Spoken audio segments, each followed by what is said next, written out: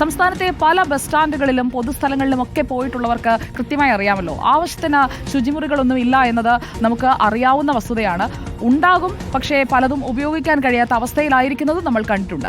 എന്താണ് സംസ്ഥാനത്തെ വിവിധ സ്ഥലങ്ങളിലെ സാഹചര്യം എന്നതാണ് നമ്മൾ പരിശോധിക്കുന്നത്. വിവരങ്ങളുമായി ലേബി സജീന്ദ്രനും AK അഭിലാഷും റഹീസ് റഷീദും അഞ്ജന അനിൽകുമാറുമാണ് നമുക്കൊപ്പം ചേരുന്നത്. ആദ്യം നമുക്ക് ലേബി സജീന്ദ്രനിൽ നിന്ന് തുടങ്ങാം. ലേബി സജീന്ദ്രൻ, ഗുഡ് ഈവനിങ്. വൈറ്റില ഭാഗത്തേക്കൊക്കെ പോയി കഴിഞ്ഞാൽ അവിടെയൊക്കെ ഈ പൊതു ശൗചാലയങ്ങളൊക്കെ ഉണ്ട്. ആ പൊതു ശൗചാലയങ്ങളൊക്കെ ഇപ്പോൾ പ്രവർത്തിക്കുന്നുണ്ടോ എന്നതാണ് നമുക്ക് അറിയേണ്ടത്. ഈ ദൂരയാത്ര നടത്തുന്ന ഒരാൾ കൂടിയാണല്ലോ ലേബി പലപ്പോഴും.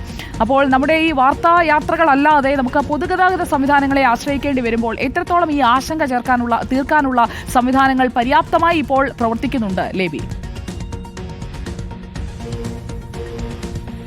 Good evening Sujaya Parvathy. നമ്മളിപ്പോൾ നിൽക്കുന്നത് വൈറ്റില ജംഗ്ഷൻ, അതായത് കേരളത്തിൽ തന്നെ ഏറ്റവും തിരക്കുള്ള ഏറ്റവും വലിയ ജംഗ്ഷൻ. വൈറ്റില ജംഗ്ഷനോട് ചേർന്നിട്ടുള്ള പൊതു ശൗചാലയമാണ് എനിക്ക് മുന്നിൽ കാണുന്നത്. അടച്ചുപൂട്ടിയിട്ടിരിക്കുന്നു. അതായത് ഇങ്ങോട്ട് ഏറ്റവും കൂടുതൽ ആളുകൾ ജില്ലയ്ക്ക് പുറത്തുനിന്ന് ഇങ്ങോട്ട് വരുന്ന സ്ഥലം, ജില്ലയിൽ തന്നെയുള്ളവർ പല ആവശ്യങ്ങൾക്കും വന്നു പോകുന്ന സ്ഥലം, ഇതൊക്കെ ഈ വൈറ്റില ജംഗ്ഷന്റെ പ്രത്യേകത ഇതൊക്കെയാണ്. അതുകൊണ്ട് തന്നെയാണ് ഇങ്ങോട്ട് സ്ത്രീ യാത്രക്കാർ, പ്രത്യേകിച്ച് യാത്രക്കാർ ഉൾപ്പെടെയുള്ളവർ വന്നു പോകുന്നു. മറ്റു പല ആവശ്യങ്ങൾക്കും ജില്ലയ്ക്ക് പുറത്തു നിന്നുള്ളവർ വന്നു പോകുന്നു. ഇവിടെ എത്തിയിട്ടുണ്ടെങ്കിൽ ഇതാണ് ഇവിടുത്തെ അവസ്ഥ.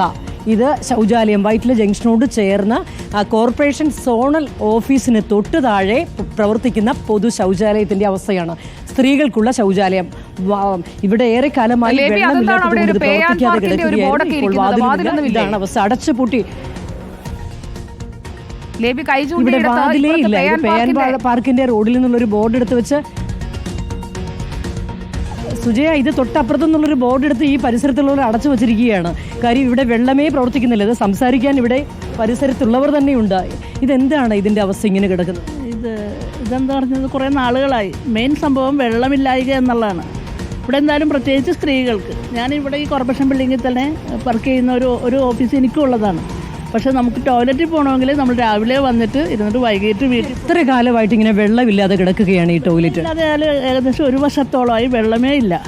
അപ്പം ഞങ്ങൾ ആവശ്യപ്പെട്ടു. സുജയ, ഓർക്കുക, വെള്ളമില്ലാതെ ഒരു പൊതു ശൗചാലയം ഇങ്ങനെ തുറന്നു വെച്ചിരിക്കുകയാണ്. അപ്പോൾ ഇവിടെ ആളുകളൊക്കെ ഇല്ലാതെ എങ്ങനെയാണ് ഇത് പ്രവർത്തിച്ചിരുന്നത് ഇത്രയും കാലം? എങ്ങനെയാണ് ആളുകൾ വന്നുകൊണ്ട്? ആവശ്യക്കാർ വന്നിട്ട് രാത്രി കാലങ്ങളിലൊക്കെ ആണെങ്കിൽ അവർ നിന്ന് യൂറിൻ പാസ് ചെയ്തിട്ട് പോകും. കുപ്പിയിൽ വെള്ളം കൊണ്ടുവന്ന് ചെയ്യുന്ന ആൾക്കാർ അങ്ങനെ ചെയ്യുമായിരിക്കും. നമ്മളത് കണ്ടിട്ടില്ല. എന്തായാലും ഞങ്ങളൊക്കെ പോലുള്ള ആൾക്കാർ, പ്രത്യേകിച്ച് വൈറ്റില ജംഗ്ഷൻ ഇത്രയും തിരക്കേറിയ ഈ സ്ഥലത്ത് ഇത് വളരെ അത്യാവശ്യമായിട്ടുള്ളതാണ്. എന്താണ് ഇങ്ങനെയെന്നുള്ള കാര്യം ചോദിക്കുമ്പോൾ വെള്ളമാണ് പ്രശ്നം. വെള്ളമില്ല എന്നുള്ളതാണ് മെയിൻ പ്രശ്നം. വെള്ളമില്ലാതെ ഒരു വർഷത്തോളമായി ഇതിങ്ങനെ അടഞ്ഞു കിടക്കുന്നു. ഇപ്പോൾ ഡോറുമില്ല, ഒന്നുമില്ല. പൊതു ശൗചാലയം. ഇവിടെ ഏറ്റവും കൂടുതൽ ആളുകൾ വരുന്നതാണ്. ഈ കടയിലൊക്കെയുള്ളവർ, ഈ കട ഉൾപ്പെടെ നിരവധി കടകൾ ഇവിടെ പ്രവർത്തിക്കുന്നുണ്ട്. ഇവിടെയൊക്കെ നേരത്തെ ഇവിടെ ഒരു ചേട്ടൻ നിൽപ്പുണ്ടായിരുന്നു. ഇപ്പോൾ ആ ചേട്ടൻ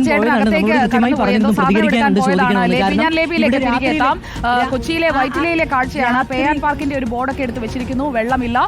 അതാണ് വൈറ്റിലയിലുള്ള ഏറ്റവും തിരക്കുള്ള സ്ഥലത്തെ ഒരു പൊതു ശൗചാലയത്തിന്റെ അവസ്ഥയാണ് നമ്മൾ കണ്ടത്.